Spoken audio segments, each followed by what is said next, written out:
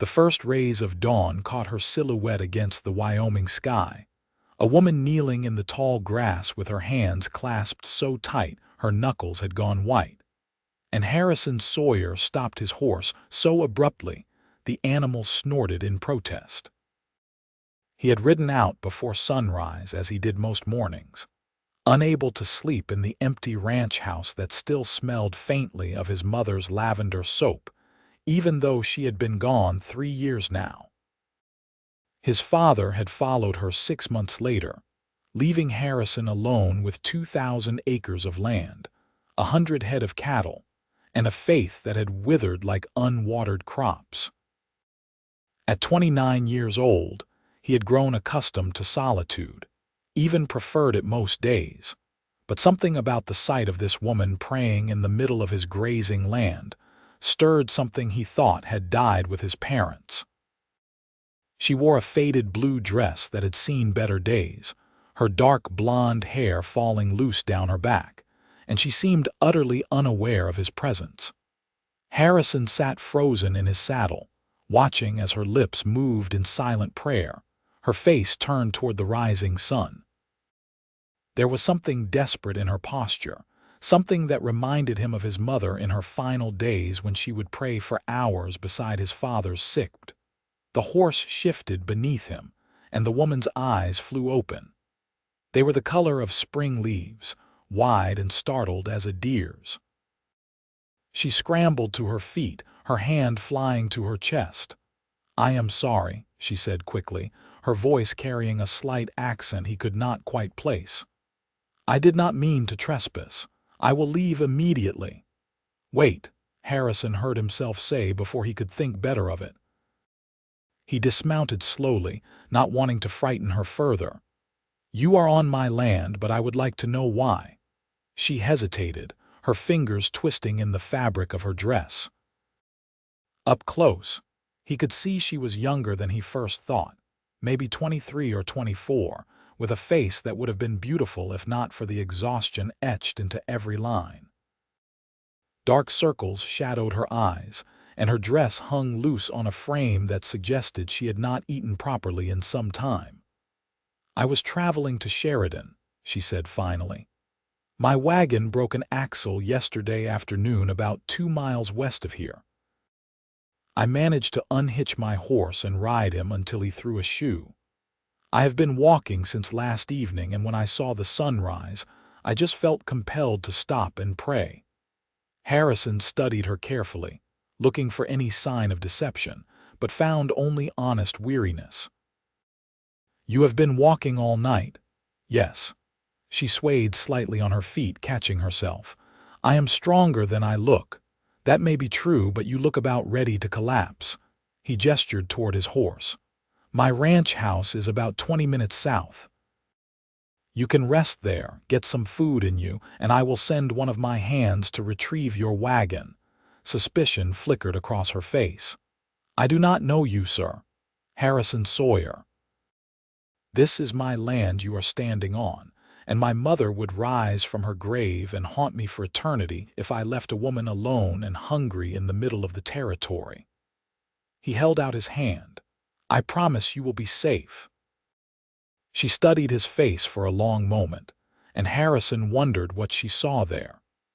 He knew he looked harder than he had in his youth, that the loneliness and loss had carved lines around his eyes and mouth, but he hoped she could still see some trace of the decent man his parents had raised. "Faith Foster," she said at last, taking his hand. Her grip was firm despite her exhaustion. "And I accept your kindness, Mr. Sawyer." He helped her onto the horse and swung up behind her, trying to ignore the way her body felt pressed against his. It had been more than 2 years since he had been close to a woman, not since Emily Harrison had married the banker from Cheyenne, taking with her any remaining hope he had for a family of his own. They rode in silence, the morning sun climbing higher and painting the grasslands gold. Harrison noticed that Faith kept her eyes on the horizon, her shoulders straight despite her obvious fatigue. There was a strength to her that intrigued him, a quiet determination that seemed at odds with her circumstances. "What takes you to Sheridan?" he asked finally. "A position as a schoolteacher." Her voice brightened slightly. "The town sent word they needed someone qualified, and I have been teaching in small towns since I was 18. My last position was in Nebraska, but the town dried up when the railroad chose a different route. That happens too often out here." Harrison guided the horse around a small creek. "Dreams die hard in the West. You sound like a man who has lost a few dreams himself." The observation was so accurate it made him uncomfortable. "A few," he admitted, "but I still have the ranch." "That is something," Faith said softly. "Something solid and real." When they crested the final hill, the ranch house came into view. It was not much to look at. A simple 2-story wooden structure his father had built 30 years ago, but it was sturdy and well maintained. The barn stood nearby, newly painted red, and the corrals held a dozen horses in various stages of training. His 2 hired hands, Miguel and Thomas, were already at work feeding the animals. Miguel looked up as they approached, his weathered face registering surprise at seeing a woman on Harrison's horse. He was a man of 50 with more experience ranching than anyone in the territory, and he had stayed on after Harrison's parents died when others might have sought more promising employment. "Miguel, this is Miss Foster," Harrison called out. "Her wagon broke down west of here. Can you take Thomas and bring it back, and see if you can find her horse? He threw a shoe somewhere along the way." "Of course, boss." Miguel's eyes were kind as he nodded to Faith. "We will find your things, miss." Harrison helped Faith down from the horse and led her toward the house. Inside, it was clean but sparse, furnished with pieces his mother had treasured but lacking any woman's touch since her death. He showed Faith to the kitchen and began preparing breakfast, aware of her eyes following his movements. "You cook?" she asked, surprise evident in her voice. "When you live alone, you learn quickly or you starve." He cracked eggs into a pan. "Besides, my mother insisted both her sons know their way around a kitchen." "Both?" Harrison's hand stilled for just a moment. "My younger brother, Henry, he died at Gettysburg in '63. I am sorry." The sympathy in her voice was genuine. "The war took so many. Too many." He focused on the cooking, pushing away memories of his brother's last letter, written 2 weeks before a Confederate bullet ended his life at 19. "What about you? Do you have family?" "Not anymore." Faith's voice was quiet. "My parents died of cholera when I was 17. My younger sister passed 2 years ago in childbirth, along with her baby. I have been alone since then." Harrison set a plate of eggs and bacon before her, along with fresh bread he had baked yesterday. She stared at it for a moment, then bowed her head and murmured a prayer of thanks. He found himself watching her closed eyes, the peaceful expression that transformed her tired face, and something twisted in his chest. He could not remember the last time he had prayed. Faith ate slowly but steadily, and color gradually returned to her cheeks. Harrison poured her coffee and found himself sitting across from her, nursing his own cup and studying her face in the morning light streaming through the window. "That was wonderful," she said finally, setting down her fork. "Thank you, Mr. Sawyer." "Harrison, please." He refilled her coffee. "How long have you been traveling?" "Almost 3 weeks now. I took a stage as far as I could afford, then bought the wagon and supplies with what I had left." She wrapped her hands around the warm cup. "I plan to arrive in Sheridan today and present myself to the school board tomorrow morning. I hope my delay will not cost me the position. If they have any sense, they will wait." Harrison surprised himself with the vehemence in his voice. Any town would be lucky to have a teacher willing to make such a journey. A faint smile touched her lips. "You are kind to say so. I am only speaking the truth." He stood abruptly, uncomfortable with the direction of his thoughts. You should rest. The spare bedroom is upstairs, first door on the right. I will wake you when Miguel returns with your wagon. Faith rose as well, swaying slightly. Harrison reached out instinctively to steady her, his hand closing around her arm. Their eyes met, and for a moment neither of them moved. He could feel her pulse beneath his fingers, rapid as a bird's heartbeat. "Thank you," she whispered, "for your kindness. I had almost given up hope when I knelt to pray this morning, and then you appeared. I am glad I rode out early." Harrison released her arm, though part of him did not want to. "Go rest now." He watched her climb the stairs, her hand trailing along the banister his father had carved by hand. When she disappeared into the spare room, he finally allowed himself to breathe properly. Something was happening here, something he did not quite understand. This woman who had appeared like an answer to a prayer he had not known he was making had stirred feelings he thought long dead.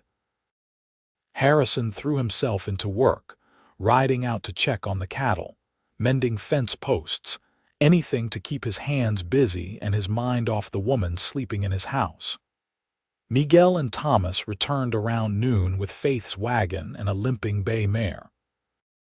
The wagon was old but solid, filled with a trunk of clothes, a box of books, and teaching supplies. Her entire life packed into one small wagon. "Found the horse about a mile from where the wagon broke," Miguel reported. "The axle can be fixed, but it will take a day or two. The mare just needs a new shoe." "See to the horse first," Harrison instructed, "and take your time with the wagon. Make sure it is safe for travel." Miguel gave him a knowing look but said nothing. Harrison ignored it and headed back to the house. Faith emerged from the bedroom late in the afternoon, looking considerably better. She had tidied her hair and smoothed her dress, and the desperate exhaustion had faded from her eyes. Harrison was sitting at the kitchen table, going over his accounts, and he looked up as she entered. "I apologize for sleeping so long," she said. "I did not mean to impose on your hospitality for the entire day. You needed the rest." He closed the ledger. "Miguel found your wagon and your horse. The horse just needs a shoe, but the wagon requires some work. It will take a day or two to fix properly." Concern flashed across her face. "I cannot afford to wait that long. The position in Sheridan is not going anywhere in 2 days." Harrison stood and moved to the stove, where he had kept a pot of stew warm. "Besides, you are in no condition to travel yet. You need to recover your strength." Faith opened her mouth to argue, then seemed to think better of it. "You have been so kind already, Mr. Sawyer. I cannot continue to impose." "Harrison," he corrected her again, "and it is no imposition. Truth be told, it is nice to have someone else in the house again." The admission surprised him, but it was true.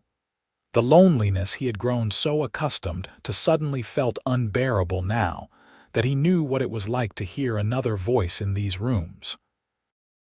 They ate dinner together at the small kitchen table, and Harrison found himself telling her about the ranch, about his parents, even about Henry, and the emptiness his death had left behind. Faith listened with a quality of attention that made him feel truly heard for the first time in years. In turn, she told him about her life as a traveling teacher, about the children she had taught and the small towns that had become temporary homes. "Why do you keep moving?" he asked. "Why not settle somewhere?" Faith was quiet for a moment, her fingers tracing the rim of her cup. "I suppose I have been looking for a place that feels like home," she said finally. "Somewhere I could belong, truly belong. I thought I had found it once in a little town in Kansas. I taught there for 3 years, built friendships, became part of the community. But then the drought came and the town died and everyone scattered. I learned then that nothing is permanent, that you cannot build a home on hope alone. But you still pray." It was not a question. "I saw you this morning. That was not the prayer of someone who has given up on hope." Her green eyes met his. My faith is the one thing I have left from my old life. My mother taught me to pray before I could properly talk. Even when everything else has failed, even when I have felt utterly alone, prayer has sustained me. It reminds me that I am never truly alone, that there is something larger than myself at work in this world. Harrison looked away, uncomfortable with the intensity of emotion in her voice. I used to believe that, he admitted. My mother had faith like yours. She prayed every day, never missed Sunday service when she was able to attend. But when Henry died, when I saw what that war did to boys barely old enough to shave, I started to doubt. And when my father followed my mother into the grave 6 months after she died, as if he simply could not bear to live without her, I stopped believing altogether. But you still saved me, Faith said softly. You still showed kindness to a stranger. That is faith too, in its own way. That is just common decency. Is it? She leaned forward slightly. I have met plenty of men who would have ridden past a woman alone in the wilderness, some who would have taken advantage of the situation. You did not. That speaks to the man you are, Harrison Sawyer, the man your parents raised. The faith they instilled in you did not die just because you stopped attending church. Her words settled over him like a warm blanket on a cold night. He wanted to argue, to push back against this suggestion that some part of him still believed, but he could not quite bring himself to do it. Instead, he simply said, "You should rest more tomorrow. Build up your strength." The next day dawned clear and warm, perfect summer weather that made the grasslands shimmer in the heat. Harrison woke before sunrise as always, but instead of heading straight out, he found himself pausing outside the spare bedroom door. Inside, he could hear Faith's voice, soft and melodic, murmuring her morning prayers. He stood there longer than he should have, listening to the rhythm of her words, the faith evident in every syllable. Something ached in his chest, a longing for the certainty she possessed, the unshakable belief that someone was listening. Harrison went downstairs and started breakfast, and when Faith appeared 20 minutes later, freshly washed and dressed in a different faded dress, he had eggs and bacon waiting. "You do not have to keep cooking for me," she protested, though she sat down eagerly enough. "I would be cooking for myself anyway," he poured her coffee. "What would you like to do today?" Faith looked surprised by the question. "I had not thought about it. What do you normally do?" "Work mostly. Check on the cattle, train horses, mend whatever needs mending." He hesitated. "But I thought maybe you would like to see more of the ranch, if you are interested." A smile brightened her face, transforming it. "I would like that very much." After breakfast, Harrison saddled 2 horses, choosing a gentle mare for Faith. She mounted easily, comfortable in the saddle, and they rode out together into the vast expanse of his land. He showed her the creek where his father had taught him to fish, the meadow where his mother had loved to pick wildflowers, the ridge that overlooked the entire valley. Faith took it all in with quiet wonder, her eyes drinking in the landscape. "It is beautiful," she said as they paused on the ridge. "You are very fortunate to have all this." "I know." Harrison gazed out over the land his parents had carved from the wilderness. "Sometimes I forget when the work is hard and the winters are brutal, but then I see it like this and I remember why my father loved it so much." "He would be proud of you," Faith said, "keeping his dream alive." "I hope so." He glanced at her. "What about your dreams, Faith? What do you want beyond teaching?" She was silent for so long he thought she might not answer. "I want what my parents had," she said finally. "A real home, a family, someone to share my life with, but I have come to accept that might not be in God's plan for me. You are young yet." "Plenty of time for all that. I am 24. Most women my age have been married for years." There was no bitterness in her voice, only a quiet resignation. And I have no dowry, no family connections, nothing to offer a potential husband except myself. That is rarely enough in this world. Harrison wanted to tell her she was wrong, that she had so much to offer, but the words stuck in his throat. Instead, he turned his horse back toward the ranch. Come on. Miguel should have your horse ready by now.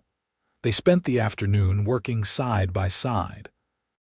Faith insisted on helping, and Harrison found tasks for her to do. She fed the chickens, gathered eggs, and even helped him repair a section of fence, holding the post steady while he hammered. They worked in comfortable silence, occasionally punctuated by conversation, and Harrison marveled at how natural it felt to have her there.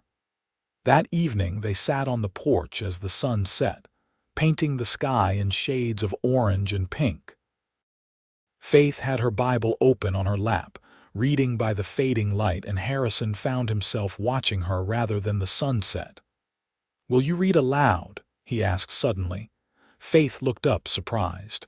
"You want me to read the Bible to you, if you do not mind." He felt foolish for asking, but pressed on. "It has been a long time since I heard someone read scripture. My mother used to do it every evening." A soft smile curved Faith's lips. "Of course." She turned to the marked page. "I was reading from Psalms, Psalm 23. The Lord is my shepherd, I shall not want. He makes me lie down in green pastures. He leads me beside still waters. He restores my soul." Her voice was clear and steady, and Harrison closed his eyes, letting the familiar words wash over him. He remembered his mother reading these same verses, remembered the comfort they had brought him as a child. He had pushed all that away after Henry died, had rejected the faith that seemed to have failed his family so completely. But now, hearing Faith read, he felt something shift inside him. When she finished, silence settled over them, broken only by the chirping of crickets and the distant lowing of cattle. "Thank you," Harrison said quietly. "That meant more than you know." Faith reached out and briefly touched his hand where it rested on the porch railing. The contact was fleeting but electric, sending warmth through his entire body. "Faith sustains us in the darkest times," she said. "Sometimes we just need someone to remind us of that." The next morning, Harrison woke with a sense of purpose he had not felt in years. He knew what he had to do, what his heart had been trying to tell him since the moment he saw Faith kneeling in prayer. He found Miguel in the barn, working on the wagon axle. "How long until it is ready?" Harrison asked. Miguel straightened up, wiping grease from his hands. "Could have it done by this evening if I push hard. Take your time, make sure it is perfect. Another day would not hurt." A knowing smile crossed Miguel's weathered face. "You like her?" "I do." There was no point in denying it, more than I have liked anyone in a very long time. "She is a good woman. I can see it in the way she carries herself, the way she treats the animals." Miguel picked up his hammer again. "But she has a job waiting in Sheridan." "I know." Harrison leaned against the barn wall. "But maybe I can convince her to stay." "You would be a fool not to try, boss." Harrison spent the morning rehearsing what he wanted to say, but when he found Faith in the kitchen garden his mother had planted years ago, all his carefully planned words evaporated. She was on her knees in the dirt, pulling weeds from around the tomato plants that had somehow survived his neglect.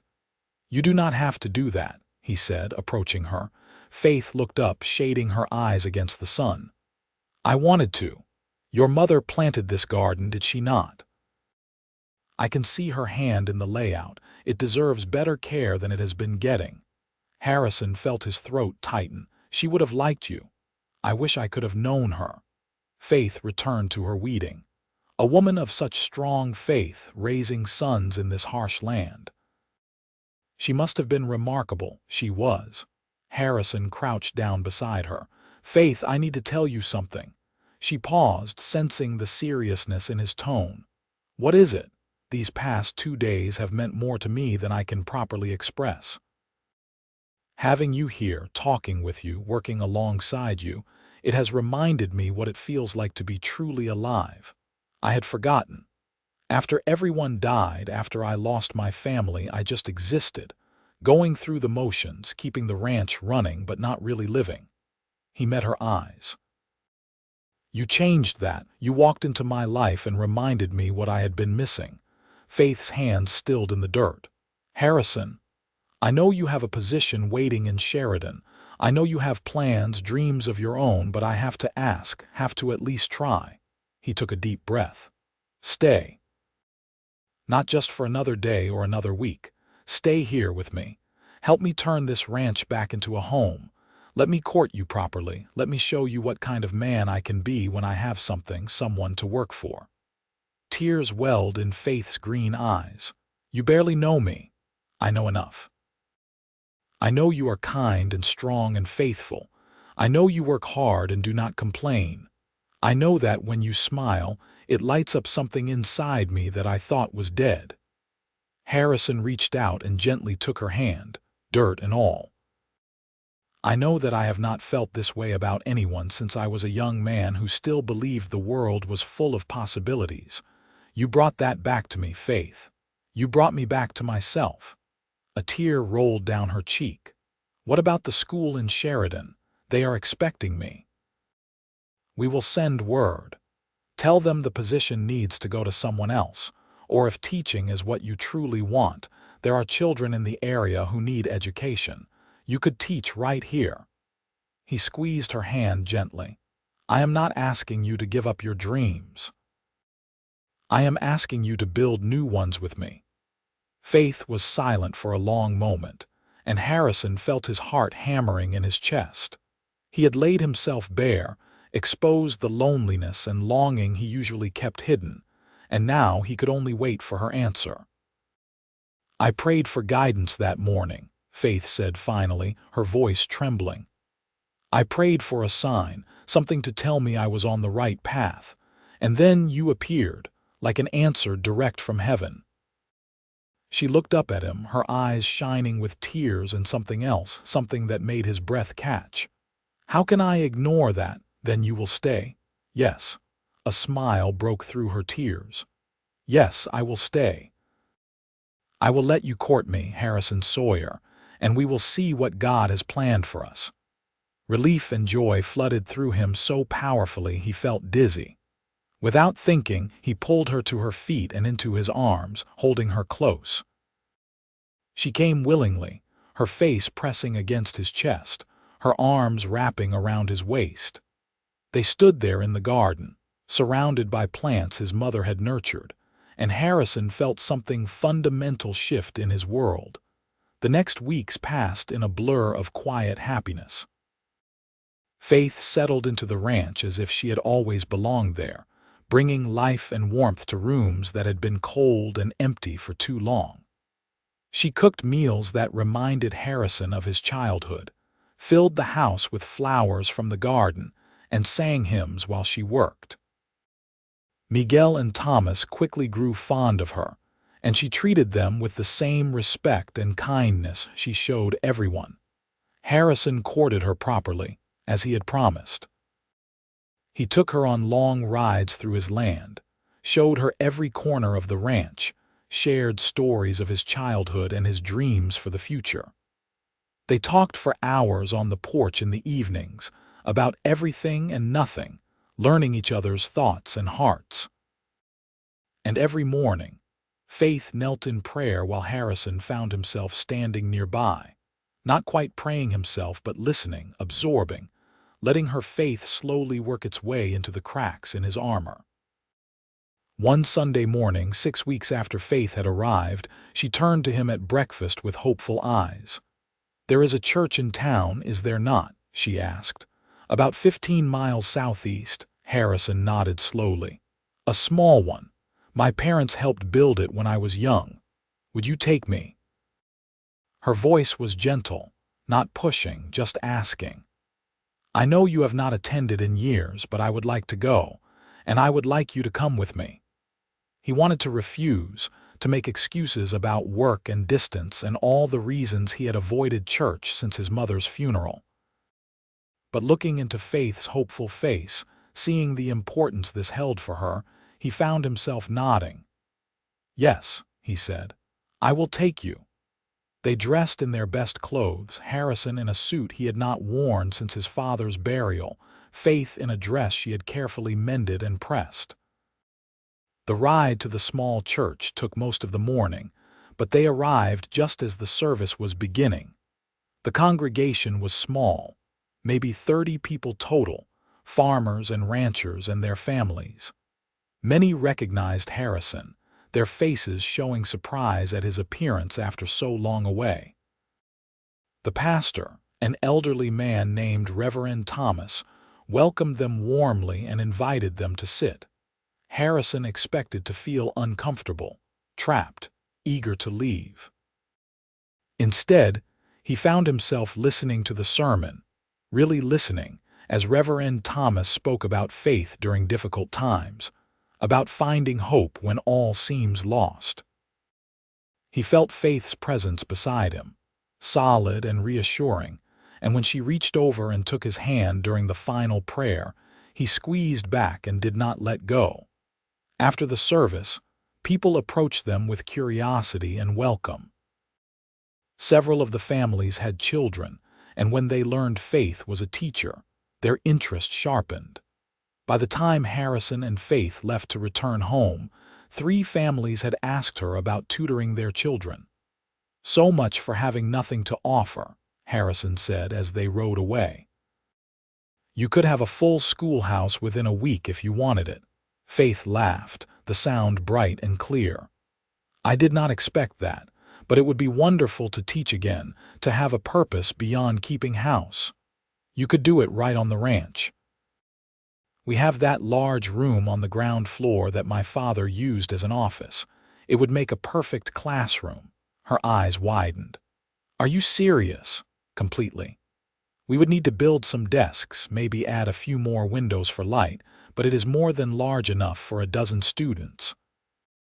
Harrison warmed to the idea as he spoke. "You could start small, with those families we met today, and grow as word spreads. It would give you exactly what you wanted, teaching children who need it, without having to travel anymore." Faith pulled her horse to a stop and turned to face him fully. "You would do that for me, transform part of your house into a school. I would do anything for you." The words came out more intense than he intended, but they were true. Over the past weeks, his feelings for Faith had grown from interest to something much deeper, something that kept him awake at night thinking about her, planning their future together, imagining what it would be like to wake up beside her every morning for the rest of his life. Faith's cheeks flushed pink. "Harrison, I love you," he said, the words spilling out before he could stop them. "I know it has only been a few weeks and maybe it is too soon to say it, but I cannot keep it inside anymore. I love you, Faith Foster. You have brought light into my life, reminded me how to hope and dream and believe again. You have given me back parts of myself I thought I had lost forever." Tears spilled down her cheeks, but she was smiling. "It is not too soon," she whispered, "because I love you too. I have been falling in love with you since that first morning when you found me praying and offered kindness instead of suspicion. You are a good man, Harrison Sawyer, better than you give yourself credit for. And yes, I will let you build me a schoolroom, and I will teach children on your ranch, and I will make a home with you here in this beautiful, wild land." Harrison dismounted in one swift motion and pulled her down from her horse, catching her in his arms. She laughed again, her hands coming up to frame his face, and then he was kissing her. Their first kiss, there on the road between the church and the ranch, with the Wyoming sun warm on their backs and the whole future stretching out before them. When they finally pulled apart, both breathing hard, Faith rested her forehead against his. "Ask me," she whispered. "Ask me properly." Harrison understood immediately. He took a step back and dropped to one knee in the dust of the road, taking her hand in his. "Faith Foster, would you do me the honor of becoming my wife? Would you let me spend the rest of my life proving how much I love you, building a family and a future together? Would you marry me?" "Yes." She pulled him to his feet, laughing and crying at the same time. "Yes, 1,000 times yes." They were married 6 weeks later in the same small church where Harrison had rediscovered his faith.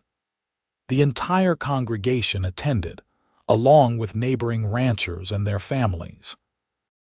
Miguel served as Harrison's best man, his weathered face creasing with genuine joy as he watched his boss marry the woman who had transformed him.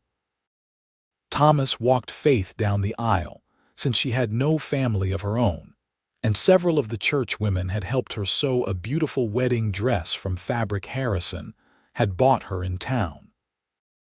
As Harrison watched Faith walk toward him, radiant in white, her face glowing with happiness, he felt his throat tighten with emotion. Just 3 months ago, he had been a bitter, lonely man who had given up on happiness. Now he stood in a church he once thought he would never enter again, surrounded by community and faith, about to marry a woman who had single-handedly restored his belief in love and miracles. Reverend Thomas performed the ceremony, speaking about God's perfect timing, about how sometimes what we think are chance encounters are actually divine appointments.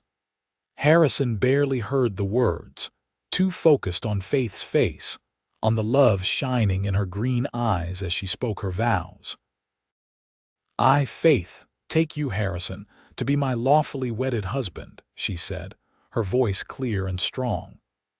"I promise to love you in times of plenty and want, in times of joy and sorrow, in times of faith and doubt. I promise to stand by your side, to build a life with you, to honor the gift God gave me when He led me to your land that morning. You are my answered prayer, my home, my heart." Harrison had to clear his throat twice before he could speak his own vows, but when he did, the words came from the deepest part of his soul. "I, Harrison, take you, Faith, to be my lawfully wedded wife. You brought me back to life when I thought I was only existing. You reminded me how to hope, how to believe, how to love. I promise to cherish you every day of our lives, to protect you, to build you that school we talked about, to fill our home with children and laughter. You are my miracle, Faith, and I will spend forever being grateful that you stopped to pray on my land that morning."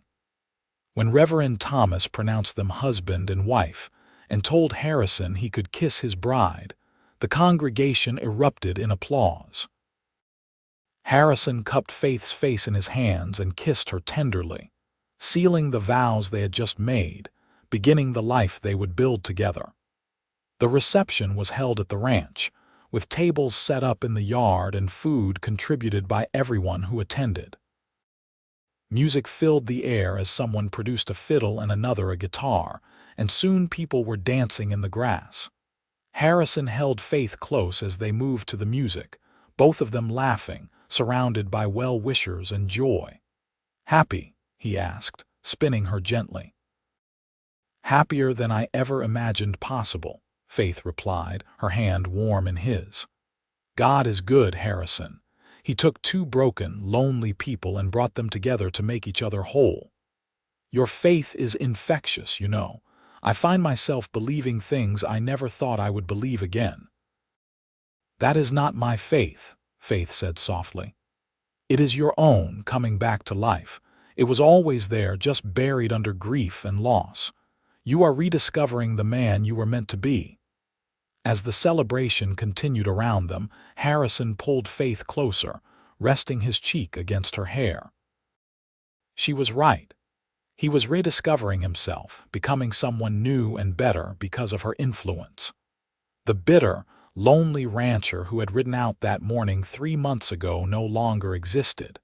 In his place was a man who believed in love and faith and second chances.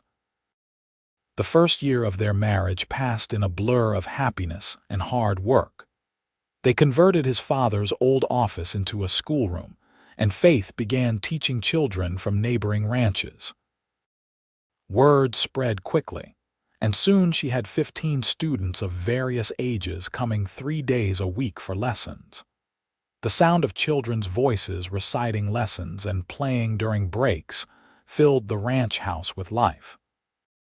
Harrison expanded the cattle operation, confident now in his ability to build something lasting. With Faith by his side, the work felt purposeful instead of just obligatory. They made decisions together, planned for the future together, dreamed together. She modernized his household systems. He taught her advanced ranching techniques, and together they created a partnership that went beyond simple romance into true companionship. In the evenings, they would sit on the porch as they had during their courtship, but now Faith sat in Harrison's lap, his arms wrapped around her waist. They would watch the sunset and talk about their day, about the students' progress, about ranch business, about everything and nothing. And most nights before bed, Faith would read from her Bible while Harrison listened, his faith growing stronger with each passing day. 15 months after their wedding, Faith discovered she was pregnant. She told Harrison one evening after dinner, her eyes dancing with excitement and nervousness. "I saw the doctor in town today," she said, taking his hands. "Harrison, we are going to have a baby." For a moment, Harrison could not speak. Joy and fear warred within him, joy at the thought of a child, their child, and fear of all the things that could go wrong. He had already lost so much family. Faith seemed to read his thoughts. "I know you are afraid," she said gently, "but we have to have faith. God brought us together for a reason, and this baby is part of his plan for us." Harrison pulled her into his arms, holding her close. "You are right," he whispered against her hair. "I am afraid, but I am also happier than I can say. A baby, our baby." "Our baby," Faith agreed, her face glowing. "The first of many, God willing." The pregnancy was not easy. Faith suffered terrible morning sickness for the first 3 months, and Harrison hovered anxiously, doing everything he could to make her comfortable. She continued teaching until her 6th month, when her growing belly made it difficult to stand for long periods, and the ranch wives took turns coming to help with household tasks. Harrison found himself praying regularly now, no longer just listening to Faith, but actively participating. He prayed for her health, for the baby's safe arrival, for wisdom and strength to be a good father.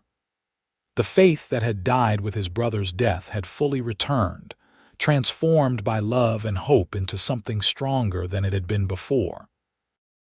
Their son was born on a cold February morning in 1874, after a labor that lasted 14 hours and left Harrison pale with worry. But when the midwife placed the squalling infant in his arms, all his fear melted away. The baby had Faith's green eyes and a shock of dark hair, and he gripped Harrison's finger with surprising strength. "Hello, Henry," Harrison whispered, naming his son after the brother he had lost. "Welcome to the world, little man." Faith, exhausted but radiant, smiled from the bed. "Henry Harrison Sawyer, your parents and your uncle would be so proud." "They would be proud of you," Harrison said, carefully sitting on the edge of the bed with their son. "You are the strongest woman I know." Little Henry was a healthy, happy baby who quickly became the center of their world. Harrison discovered a capacity for tenderness he never knew he possessed, spending hours just watching his son sleep, or playing with tiny fingers and toes. Faith recovered quickly and returned to teaching, bringing Henry with her to the schoolroom where the older students took turns helping watch him. The ranch continued to prosper. Harrison hired 2 more hands and expanded his herd, building a reputation for quality cattle that brought buyers from as far as Cheyenne. Faith's school grew as well, and soon she was teaching 20 students, with a waiting list of families hoping for spots. They talked about hiring another teacher, about expanding the schoolroom, about building a real schoolhouse on their property that could serve the entire area. When Henry was 2 years old, Faith became pregnant again. This time, the pregnancy was easier, and she barely slowed down, teaching until 2 weeks before her due date. Their daughter was born in September 1876, a tiny, delicate thing with blonde hair and Harrison's gray eyes. "Felicity," Faith said when she held her daughter for the first time. "It means happiness, and that is what she has brought us." Harrison agreed, though he privately thought all his children would bring happiness. He was already hoping for more, for a house full of children and noise and life. Over the next years, their family grew. Another son, Hugh, arrived in 1878, followed by a daughter, Florence, in 1880. The ranch house expanded with the family, with Harrison and the hired hands building additions to accommodate everyone. The schoolroom moved into a separate building they constructed specifically for that purpose, a real schoolhouse that served 30 students from families all over the county. Faith hired 2 assistant teachers, women from back east who had heard about the school and applied for positions. She became known throughout the territory as an exceptional educator, and families moved to the area specifically so their children could attend her school. The little schoolhouse became a point of pride for the community, a symbol of civilization and culture in the wild Wyoming territory. Harrison watched his wife bloom into motherhood and professional success with pride and love that only grew stronger with each passing year. She was exactly as he had imagined that day in the garden when he asked her to stay, bringing life and light to everything she touched. Their children adored her, the students revered her, and the community respected her. She had built exactly the life she told him she wanted, a real home, a family, a place where she truly belonged. For his part, Harrison discovered that love and faith could indeed restore a broken man. The bitterness and isolation that had characterized his life before Faith disappeared completely, replaced by purpose and joy. He became active in the church, served on the town council when Wyoming achieved statehood in 1890, and worked tirelessly to improve life for everyone in their community. He credited Faith for all of it, for showing him that faith was not about never doubting, but about choosing to believe despite the doubts.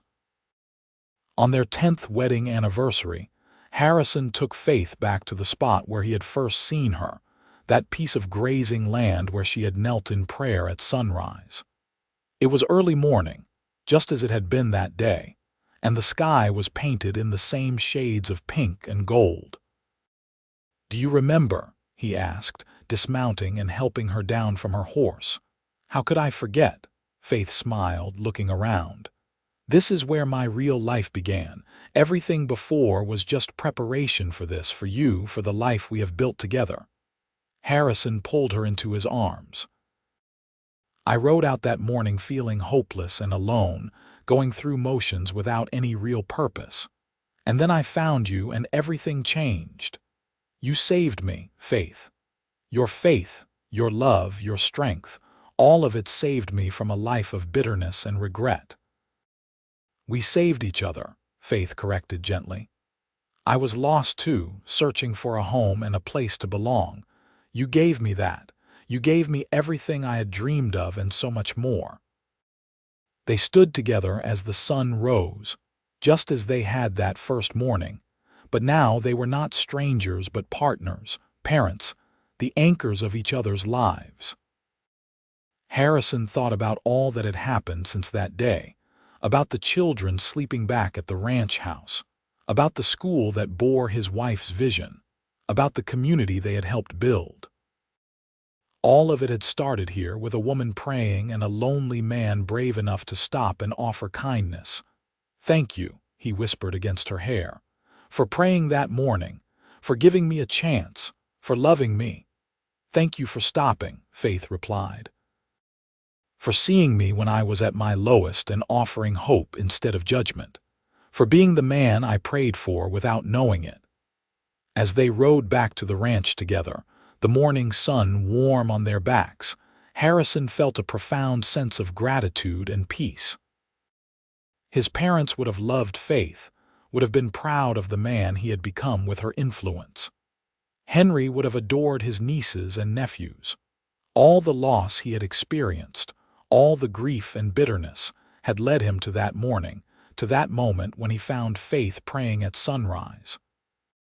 His faith had been renewed by her devotion, yes, but more than that, his heart had been renewed by her love.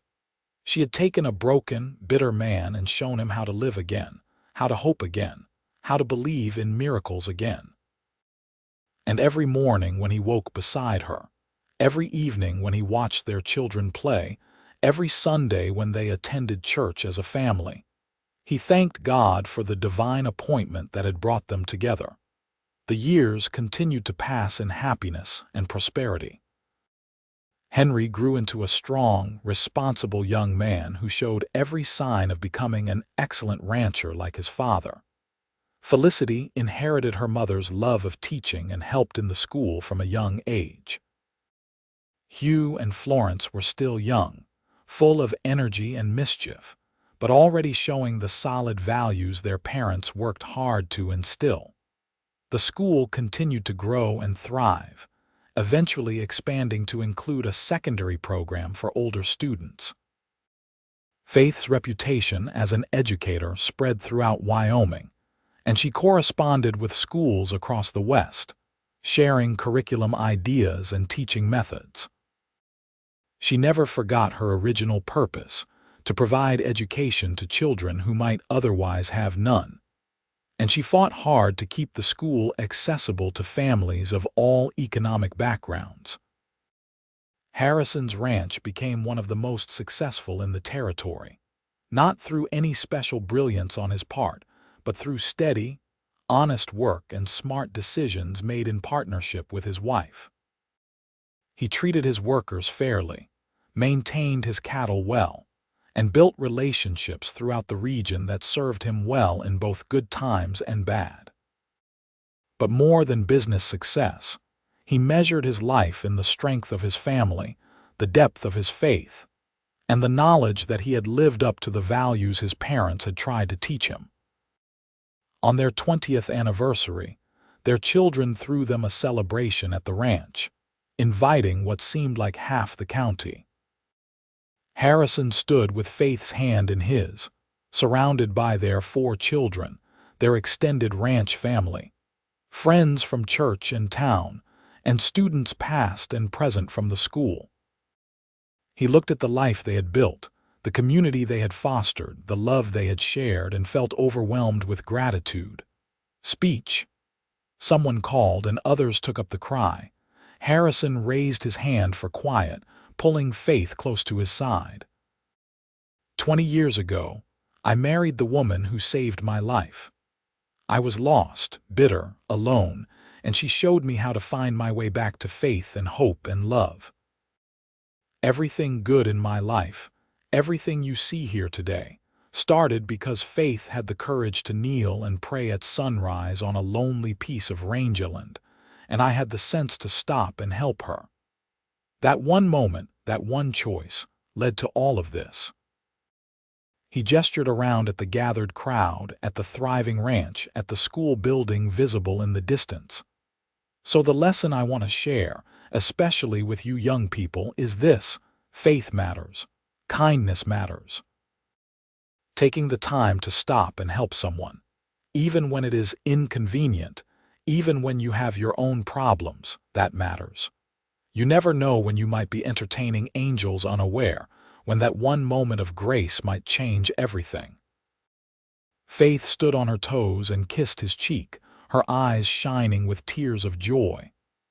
"And I want to add," she said, her voice carrying across the crowd, "that it is never too late for restoration." Harrison thought his faith was dead, that he would spend his life alone and bitter. But God had other plans. He brought us together and renewed us both, gave us a love and a family neither of us thought we would have. So never give up hope. Never stop praying. Never stop believing that God can transform your circumstances in ways you cannot imagine. The crowd applauded, and soon the celebration continued with music and dancing and food. But Harrison and Faith slipped away after a while, walking hand in hand to their favorite spot on the porch where they could watch the sunset. 20 years, Faith marveled, leaning against his shoulder. It feels like yesterday and a lifetime ago all at once. Best 20 years of my life, Harrison said, and I am looking forward to the next 20 and the 20 after that. God willing, Faith agreed, though I think we will have grandchildren before too long. Henry has been making eyes at the Patterson girl, and she seems quite interested in return. Harrison groaned. Do not remind me that my son is old enough to court. I still remember when he was small enough to fit in the crook of my arm. Faith laughed, that bright, clear sound that had been the soundtrack of their life together. That is how time works, my love. Children grow, life changes, but if we are fortunate, we get to experience it all together. I am fortunate, Harrison said seriously. More fortunate than any man has a right to be. You gave me everything, Faith. A family, a purpose, a reason to believe again. We gave each other everything, Faith corrected, as she always did. That is what love does. It multiplies the good and divides the bad. Every joy is sweeter shared, every sorrow lighter when borne together. They sat in comfortable silence as the sun set, painting the Wyoming sky in brilliant colors. Harrison thought about that morning 20 years ago, about the lonely man he had been, and the fulfilled man he had become. The ranch his parents had built had become a true home, filled with love and laughter and faith. The bitter isolation he had wrapped around himself like armor had been stripped away by Faith's gentle persistence, her unwavering devotion, her absolute belief that he could be better than his pain. She had been right, as she so often was. He had been better, had become better, because she believed in him even when he could not believe in himself. That was the true miracle of their story, not that they had found each other, but that they had each become more fully themselves through their love. As darkness fell and stars began to appear in the vast western sky, Faith's hand found his, their fingers interlacing as naturally as breathing.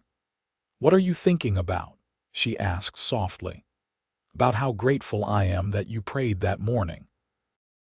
About how close I came to riding past, to missing the greatest gift of my life because I was too wrapped up in my own misery to see what God was offering me." He raised her hand to his lips and kissed her knuckles. "About how your devotion renewed my faith and my heart, exactly as you said it would." "It was not just my devotion," Faith insisted. "It was your openness to change, your willingness to take a risk on a stranger, your courage to let yourself love again after so much loss. You deserve credit for your own transformation." Harrison pulled her onto his lap, cradling her close. "Then we will share the credit just as we share everything else. Together we built this life.